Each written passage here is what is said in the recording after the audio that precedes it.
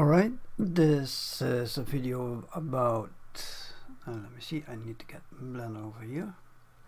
Yeah, I will show you about streaming, no, about creating organic assets.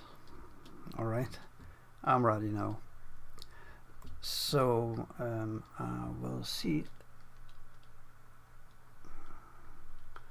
I'm looking actually for a link I can share. I don't see it anyway, so I jump over to the organic assets. So someone asked me, how do I create organic assets as shown as here.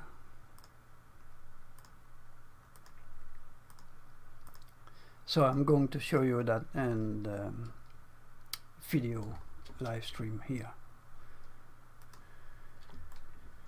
You can do that with the metaballs, for example. So what I do, I create sphere,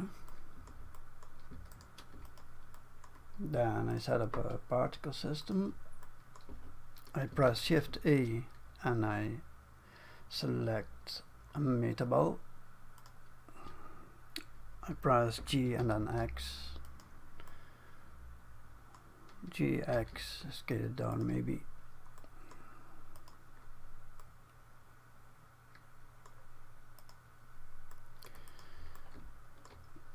Then I go to, I put this on amateur. Then if I go down, I go to render and the particle systems. So that's the property panel. And here you see the particle properties. So, and then I say render as and then embel.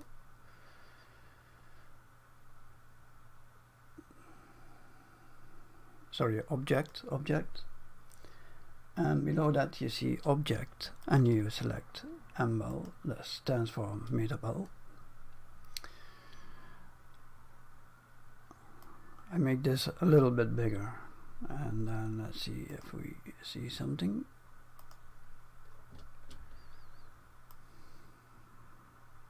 Then if we bump up and render the scale, we see the metaball already.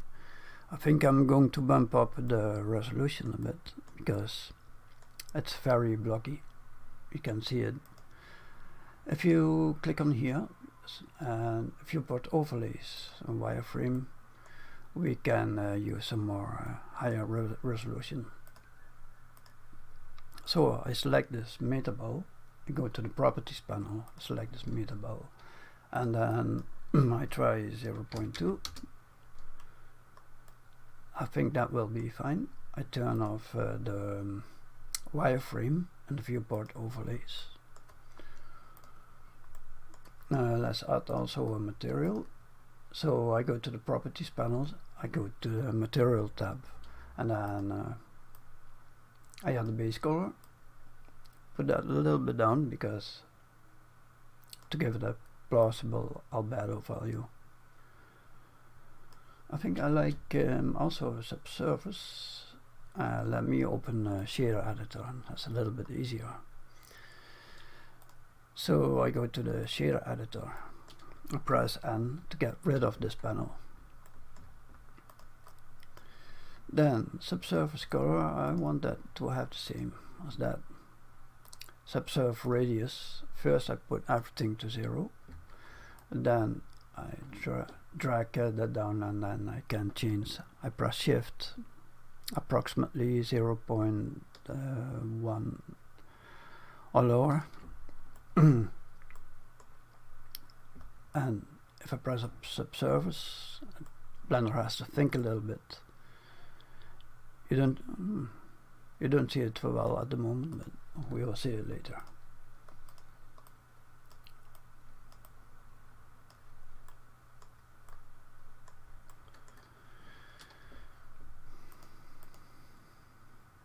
Now we have the gravity. I want to turn off the gravity. So I go to the particle settings, then I go down to, I think it's now I go down to the field weights, I turn down the gravity. So let's check what we have here. So now it's just expanding the particles.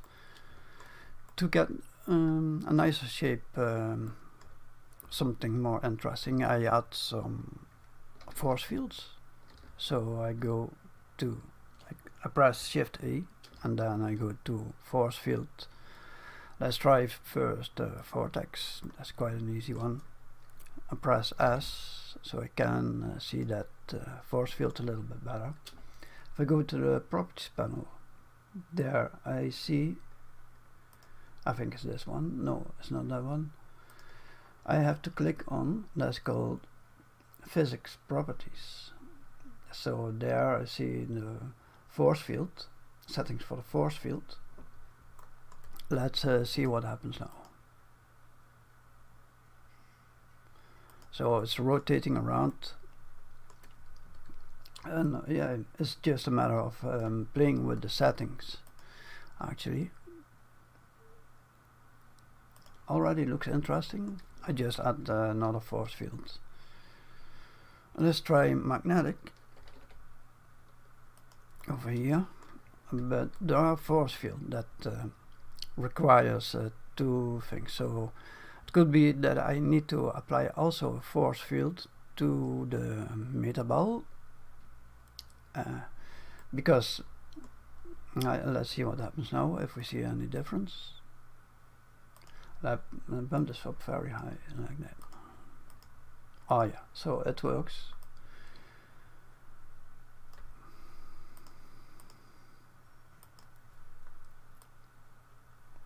Let's bump that down.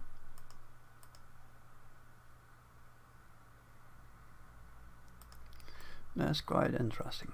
You can, I think you can also add force field to the metaball itself.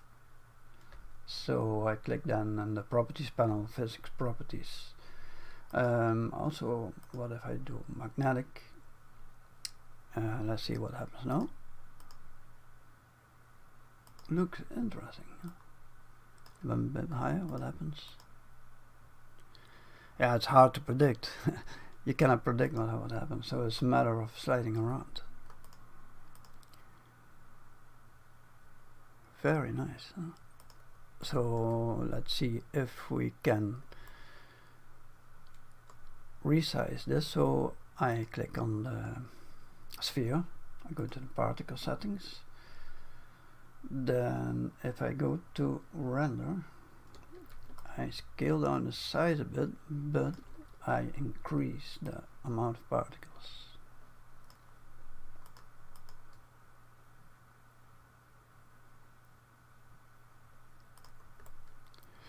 Then what I want is that's about the emission.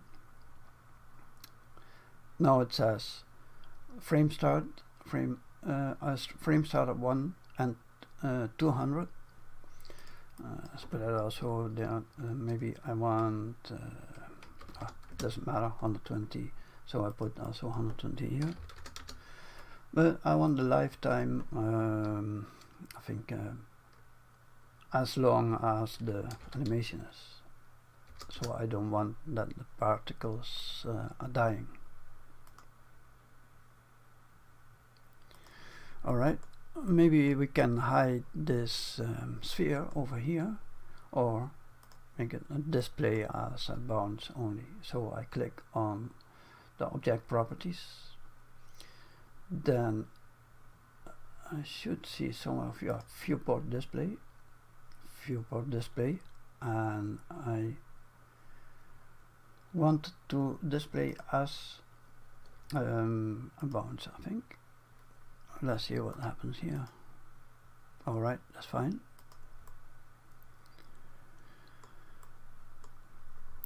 Yeah, so that's a matter of playing around with the settings and get the shape.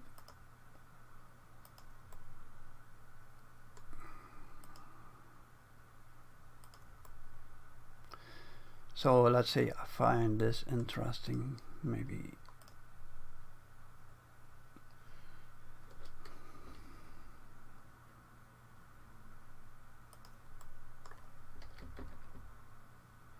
we can also scale it like that.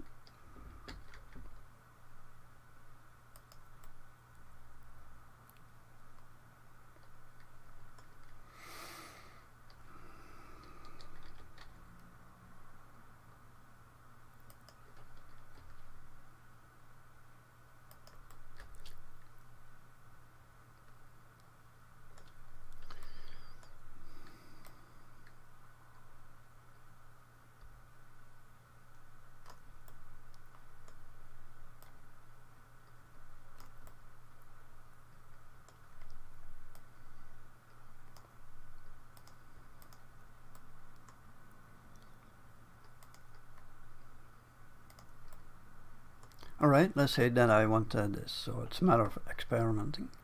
So then you go to Object and you say Convert to Mesh, and then you will see that the particles are gone. So I can delete all of those. I can delete what I don't need. I go in Edit mode. I click on this. I hover the mouse with this. I press L to select all, and then I press X, and then I delete all the faces. I go out of Edit mode. I right click, set origin to 3D cursor. That's okay. Alright, so next part is then that I go to weight paint over here. Then I have an add-on as tissue. It's built-in add-on. Interesting is you can choose for curvature. Then you see weight paint over here. Let me think. Maybe we need to do some remesh or so, because this mesh is not nice.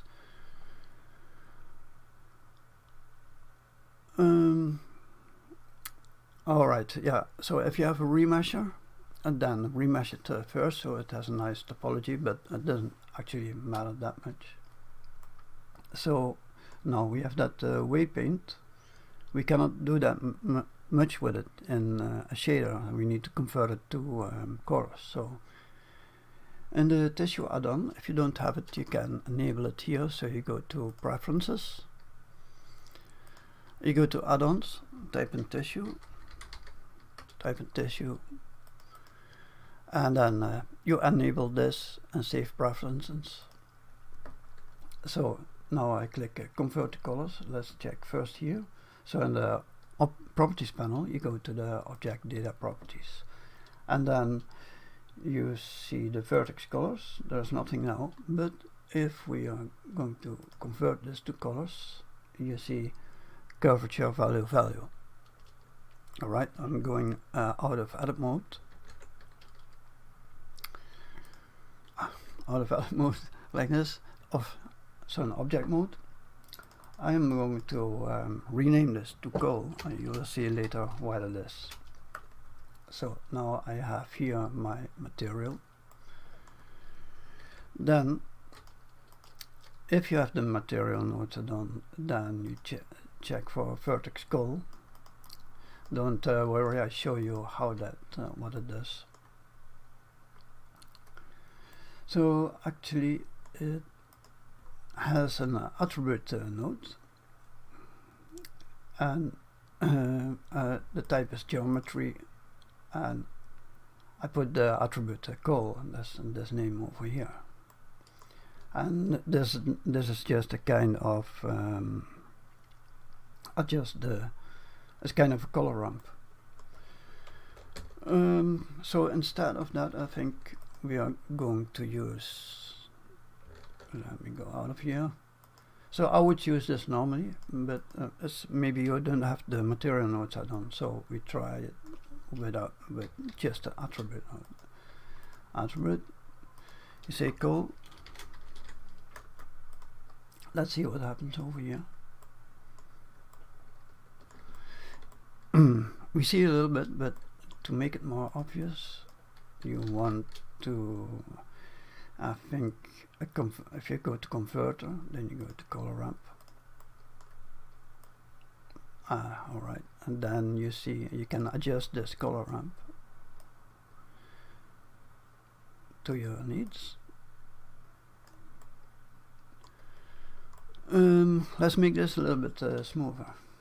So I go to the modifier tab, I go to smooth, and hopefully we can make this a little bit smoother. I put the factor on 1, repeat. No, it needs a little bit more. It's not too bad. So I apply that. So then, I have here the attribute node, a color ramp. I add color mix. Now I can define. I put this in the FAQ, so I can now define the colors I want. Let's say in the middle I want something like, I think, green or so, and then on the outside a bit yellowish. Let me see if that is a good idea. Darker, of course. Why I don't see green?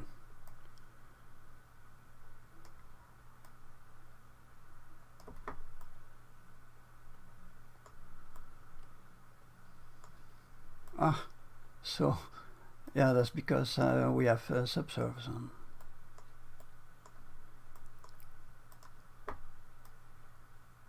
Alright. Now it looks a bit boring, so we want to add a bit more variety. Normally I would use my material nodes add-on, but since you don't have that, I do it another way. So you want to have, for example, some noise or Musgrave. Let's start with noise, that's maybe easy. So then I add again color mix, put that in the FAQ, and then I want to have want to work on the green, so I copy this color over here,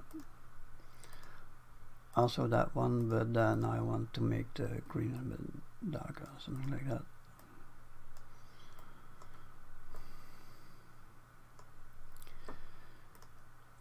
Let's scale it up. We don't see much yet. Let's do that also with this color over here. So we copy this. We copy that color.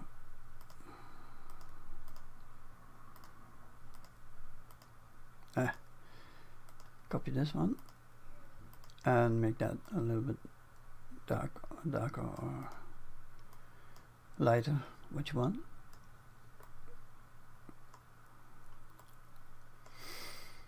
So we have now this one, so that looks already nice. You can do a lot things with this noise texture node. Usually I put the detail on 4. I don't like to use distortion, looks often very ugly. Let me see, what do I want actually? Yeah, I think I like.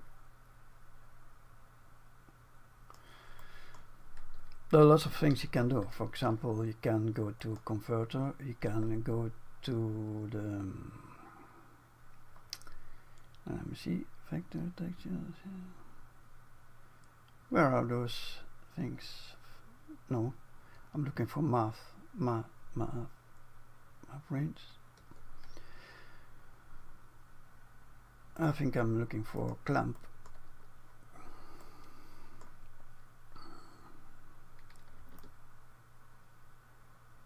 So you can get that kind of effect there.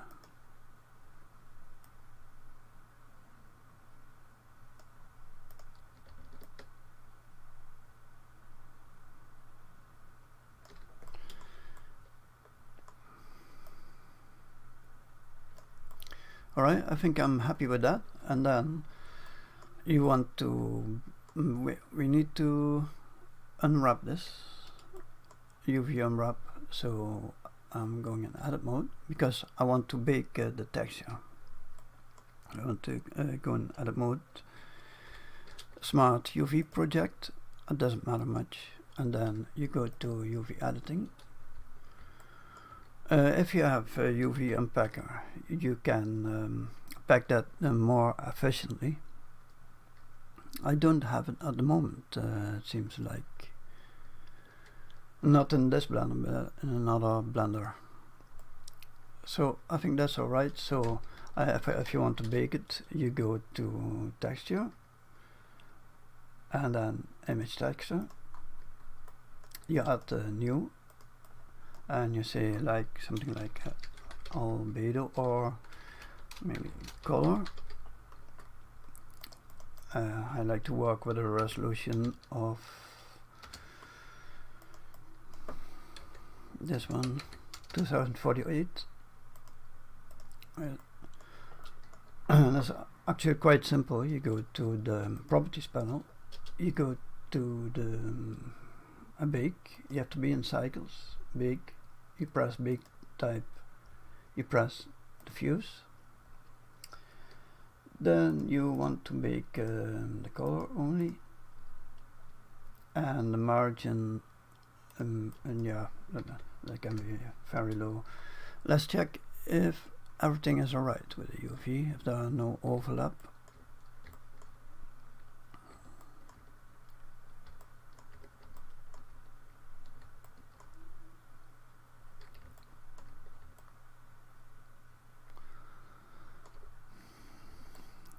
Looks good. I'm not sure if you can check overlap here. Alright. Then I'm going to bake. So I'm going to bake this procedural texture. I'm going to bake it into an image texture. You see here it's going to bake. That takes a while.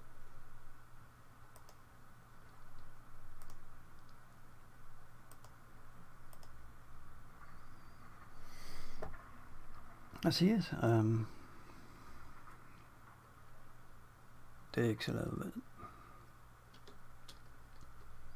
So and then later we are going to save this and then replace the image. We replace it with the procedural texture. And that's actually it. Yeah, you can also make organic assets. So with how do you call this? Let's go over here.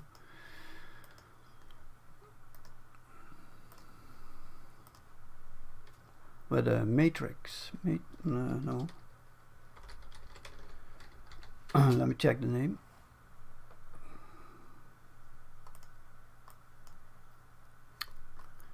Matrix.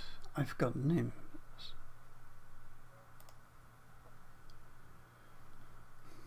I see, baking almost finished.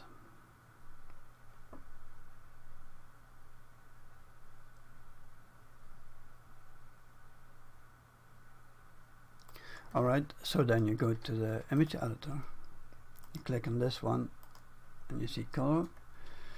You're going to save this texture, you see color. Alright, and then you go back to the image editor. Then we can get rid of this, put it back in here.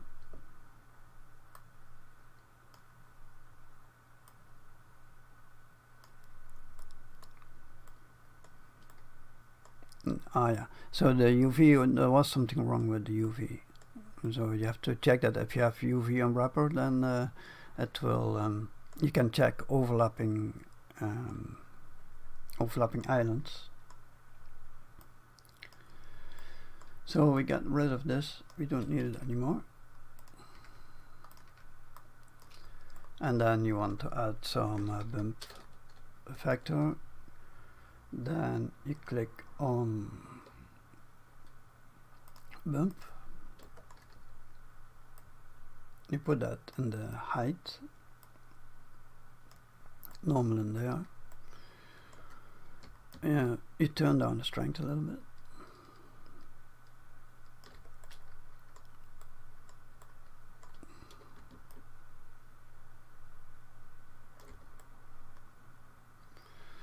Next, you want to change the roughness.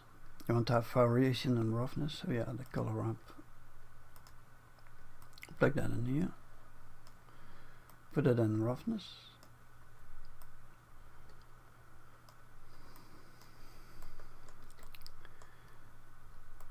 So the black one, that's very sharp gloss.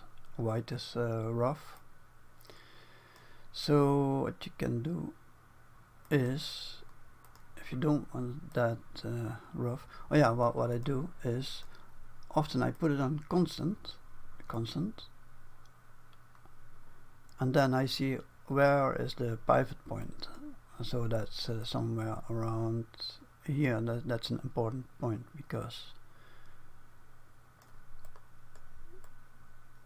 so, and then put it back on linear, and now I can adjust to my likings. So it looks very rough, so I turn the roughness down.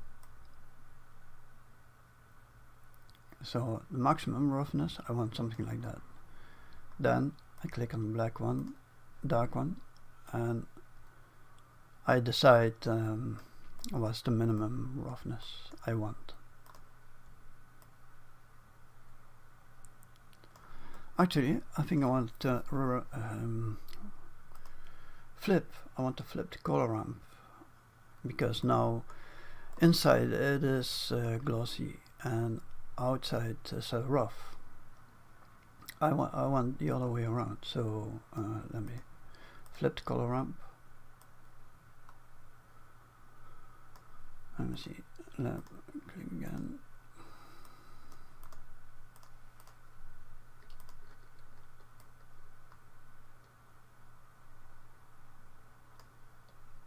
Put it back on linear, so it looks very sharp roughness. So bump that up until here, approximately here, like that.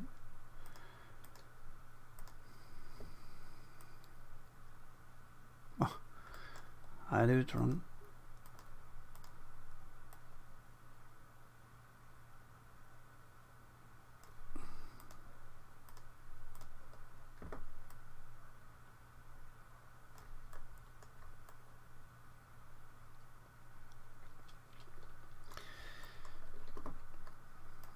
Yeah, that's it. And if you have the Eevee Expressor done, it's very easy to set up a background like that. So render settings, bake and direct. Then I put this on. Let's go to Eevee, bake and direct. I select the object, press dot, number keypad, I press Ctrl Alt and 0. I select the camera. You see camera settings, lock to view. I can select that.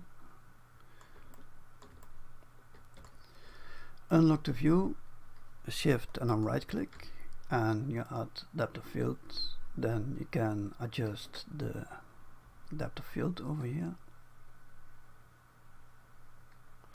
Then I want to change the background, select the background, and then I put that darker like that. Maybe I want to change the view a little bit, so I think this is maybe interesting.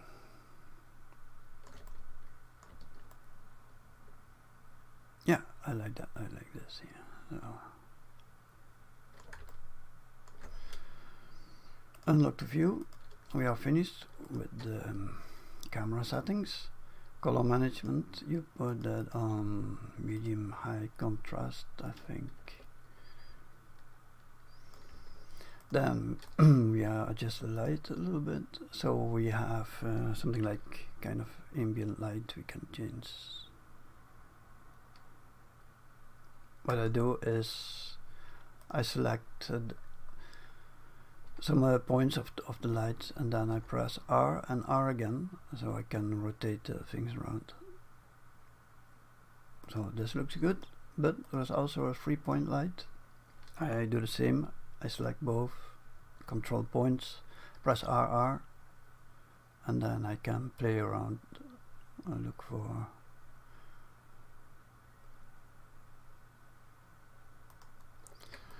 as I adjust the back and drop a little bit more. I don't like that sheen effect. To get rid of that, often I do less specular. So this green, let's look for a color that's the opposite, maybe.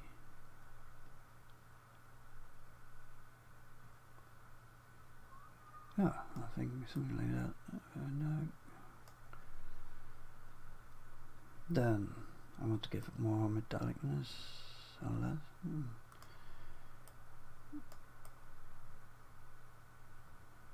Alright, so I click the camera. In the properties panel, go to viewport display, passport 2. It looks fine, I think. Render image. I got that. So I go to the compositing and then use nodes. So most likely you have something like this, but you want to see the render. So you go over here, you see that cross here, drag another window, go click on image editor and then render result. So you see that.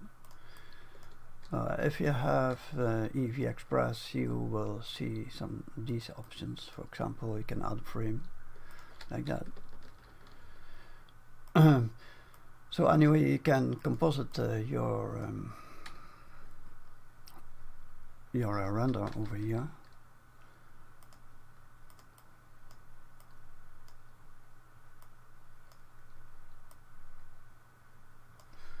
So color management, that has effect. Let's see if I press N, so I see the scopes here. So it gives me a better idea. So often I don't go much higher than this, because if I go higher, you see, if you look here, it's going to compress. So now there is not much compression, but when it comes here, the image starts to compress. I'm looking at the details. I'm looking at the contrast here. So I want to have a particular kind of contrast. So if I bump this up too high, I'm losing some contrast. I want to keep this kind of contrast at least. So I'm not going too high like this. If I go higher, then you see this part is squeezing in. That's actually good.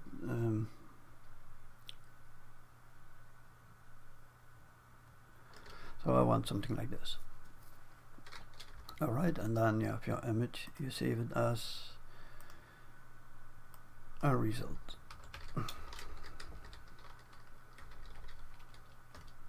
Alright, yeah, I didn't prepare this live stream because I had a request. Someone asked me, oh, can you show me? But I didn't have time to make a tutorial, so that's why I did this live stream. Let me see if there are questions. Don't see questions. So then, yeah, thanks for watching, and then I'll see you next time.